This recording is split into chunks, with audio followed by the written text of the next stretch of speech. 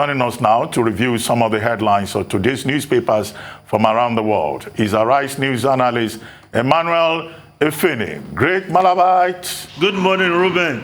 Tundu is back. Are you excited? Good morning, Rufai. Welcome back, Victoria Tundu, MK Abiola. Thank you, Mr. Feni. Yes, the return of Tundu, the original B&B. I'm not talking of Beauty and the Beast, Ruben. I'm talking of Beauty and Brain. Welcome back. Now, let's start the review with this day, Nigeria's newspaper of records.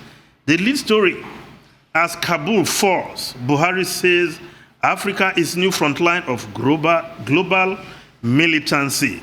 Will defeat them one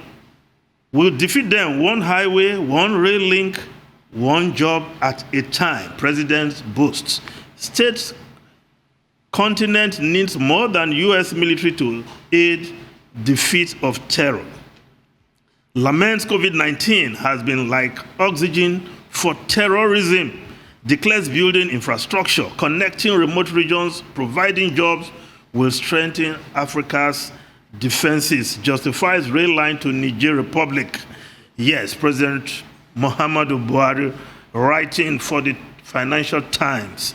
In that article, clearly stating that Africa has automatically become the new front line of terror and global militancy. That article came out on the day Kabul, the Afghan capital, fell to the Taliban, and of course, bringing the Taliban back to power in Afghanistan. And he went on to say that to defeat terrorism in Africa, it will require more than the United States military aid, but the entire world coming together for the sake.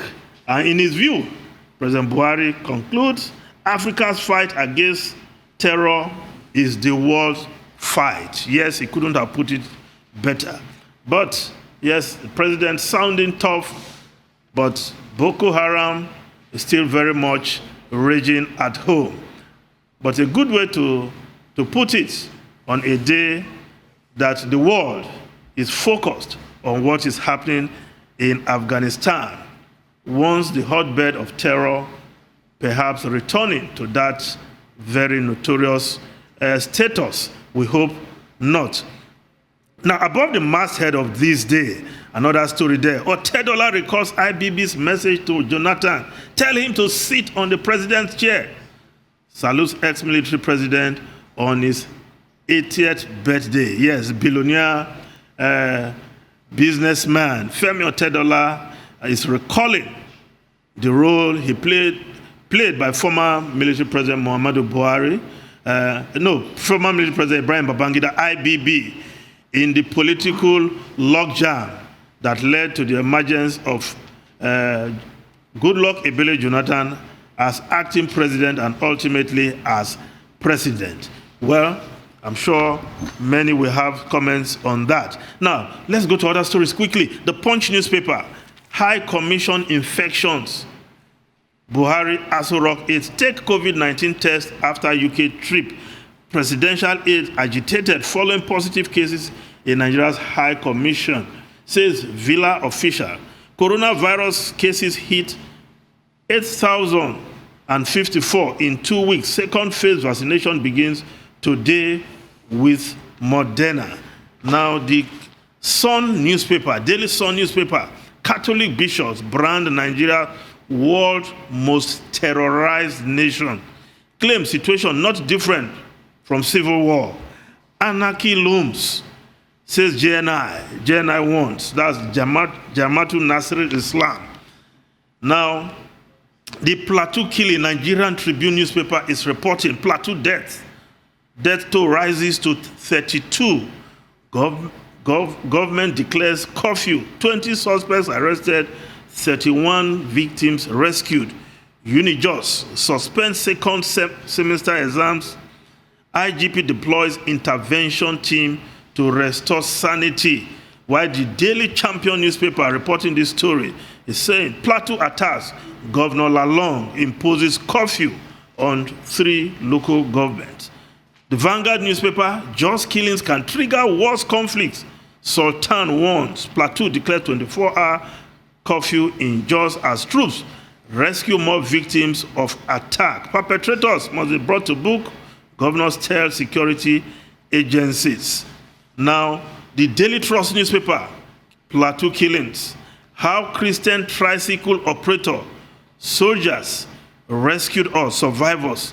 10 still missing as death toll rises to 27. Security rescued 36.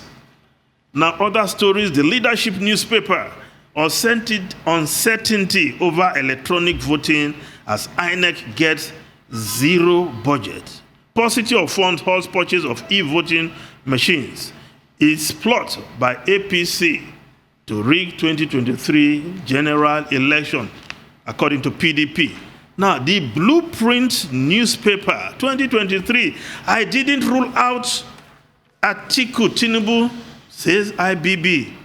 Says I only talked on what to look out for in the president. Babangida emboldened Jonathan to take over of Yar'Adua's presidency or Tedola. Now, if IBB is saying it did not rule out Atiku Tinubu, maybe Ruben did. But he said the next president should be within 63. Atiku will be 75. Tinubu will be 70 by 2023, at least by official age. So if he has not ruled them out, who ruled them out? Maybe he's been Maradonic once again. Now, the Daily Independent newspaper, banks reap big despite floundering economy, while over 40 million SMEs groan for lack of access to credit.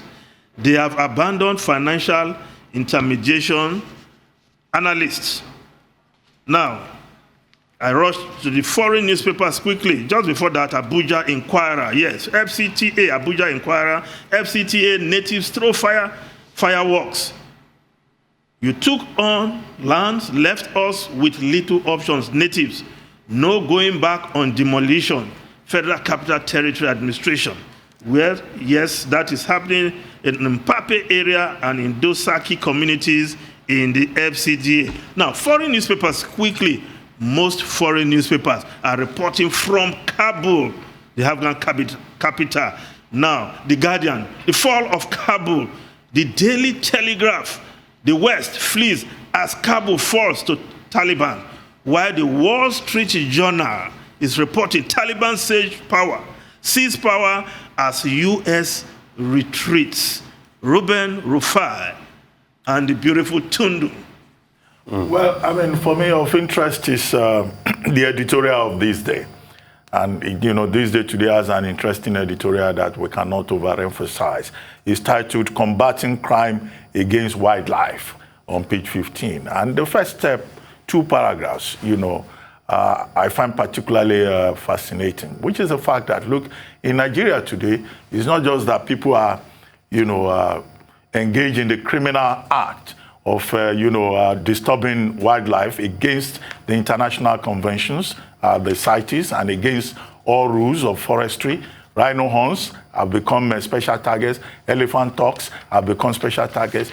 Pangolin scales, which are exported to, China majorly, have also become a target. But in those first two paragraphs of that editorial, attention is drawn to the fact that even wildlife has become very special delicacy among Nigerians.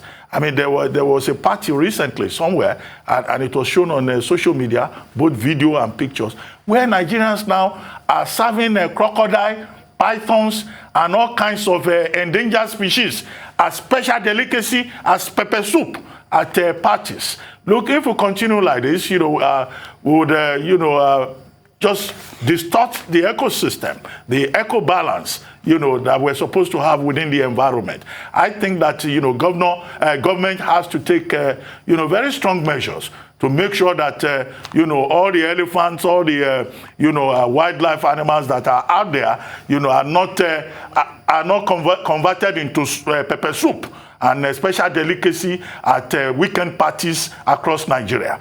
So I think, this is a very important editorial, and I just thought I would like to draw attention to it. I mean, something that really caught me, I think, was on the front page of Business Day, and it was talking about how people are beginning to withdraw a lot from their pension funds now in Nigeria, how people are dipping their hands into their pension funds, and that's a reflection of the sad economic situation in Nigeria. The 3% unemployment rate, cumulatively over 50-something%. People don't have food to eat. Food inflation is on the high. All the indices are on the high. So when some people say you don't like them, that's why you talk, I ask them, the numbers don't lie. I mean, I didn't put out the number, 33% unemployment rate. It's the National Bureau of Statistics, a government parastatal that put out those numbers. It's not us. So we just reel out those numbers, and that effect is showing. People are taking from their pension pots. I wonder what will be remaining for a lot of people in their future to spend when they get old, if they're taking from their pension pot now. Well, unfortunately, we don't have much time. I'll save my comments till tomorrow because I'm not a rebel. Well, Sanusi is right. Quoting James Carville, is the economy stupid? Isn't that it? 1992. Okay. Bill Clinton's campaign. Yes, in 1992.